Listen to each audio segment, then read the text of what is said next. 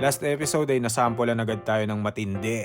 Episode 1 pa lang pero ang target na nila agad ay 100 kilometers long ride. Mahaba ang 100 kilometers, marami tayong nadaanan. Dumaan tayo saglit sa Kamogawa.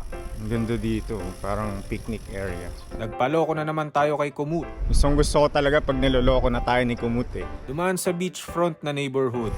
Ba't mo ang Florida dito? Kumain sa iba't ibang konbini. Kahigad combo eh. At tumambay sa Shirahige Shrine, isang shrine dito sa Shiga Prefecture, which is yung halfway ng ride namin. Dahil nakakalahati na kami, pwede na kaming muwi ng same route. Backtrack lang naman. Pero gusto daw ni Budol Buddy na pangatawanan ang pangalan niyang Budol.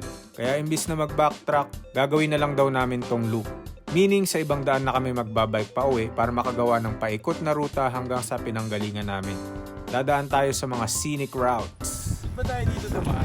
Balik ko, ikaw nakahanap.